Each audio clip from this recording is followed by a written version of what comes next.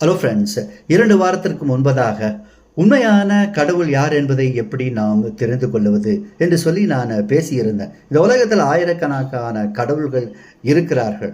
பொதுவாக கடவுள் ஆவியாக இருக்கிறார், அல்லது ஆத்மாவாக இருக்கிறார், அல்லது மனசாக இருக்கிறார், அல்லது கான்சியஸ்னஸாக இருக்கிறார், அல்லது நம்முடைய சுவாசத்தில் இயங்கிக் கொண்டிருக்கிற மூச்சாக இருக்கிறார் என்று கூட எடுத்துக்கொள்ளலாம் என்று சொல்லி நான் சொல்லியிருந்தேன். அதே வேளையில் இந்த மூச்சு அல்லது ஆவி அல்லது ஆத்மா அல்லது மனசு அல்லது கான்சியஸ்னஸ் இதெல்லாம் நம்முடைய பெற்றோர்களிடத்திலிருந்து நம்முடைய மூதாதையர்களிடத்திலிருந்து நமக்கு வந்திருக்கிறது என்று சொல்லி நான் பேசியிருந்தேன். ஆக நம்முடைய பெற்றோர்களிடத்திலிருந்து மூதாதையர்களிடத்திலிருந்து வந்திருக்கிற இந்த கண்ணுக்கு தெரியாத மனசு, ஆவி, ஆத்மா இவைகளை நம்மளுடைய உடலிலிருந்து வெளியே எடுத்து போட்டு அதற்கு பதிலாக கடவுளுடைய ஆவி அல்லது கடவுளுடைய சுவாசம் அல்லது கடவுளுடைய மனசு, கடவுளுடைய கான்சியஸ்னஸ் நமக்கு பொருந்திவிட்டால் அதன் மூலமாக உண்மையான கடவுள் யார் என்பதை தெரிந்து கொள்ளலாம் என்று சொல்லி நான் பேசியிருந்தேன்.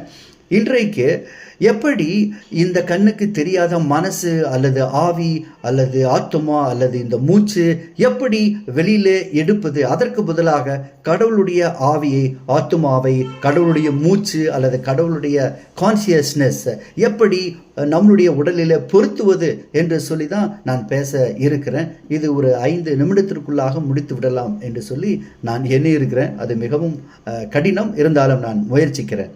ஸோ இந்த சரீரத்தில் நம்முடைய உடலில் இந்த கண்ணுக்கு தெரியாத இந்த மனசு, ஆவி இவைகளெல்லாம் இருக்கிறது. ஆனால் இவை எந்த நிலைமையில் இருக்கிறது என்று சொல்லி நம்ம பார்க்கும் பொழுது அது ஒரு முத்திரை போடப்பட்ட ஒரு நிலைமையில் இருக்கிறது. அதனால தான் நாம் கடவுளை பற்றிய விஷயங்களில் ஒரு குறிப்பிட்ட அளவுக்கு மேலே நம்மளால் புரிந்து கொள்ள முடியாது. அதனால தான் இந்த உலகத்தில் அநேக குழப்பங்கள் எல்லாம் வந்து கொண்டு இருக்கிறது.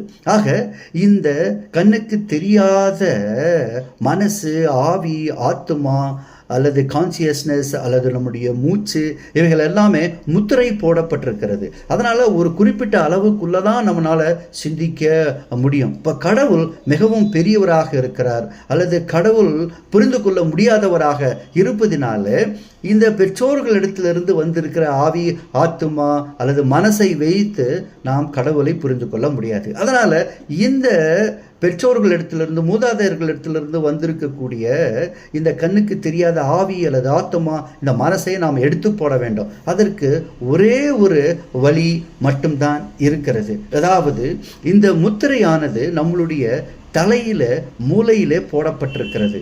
இதுதான் நம்மளுடைய அறிவை அல்லது அறிவு திறனை தீர்மானிப்பதாக இருக்கிறது.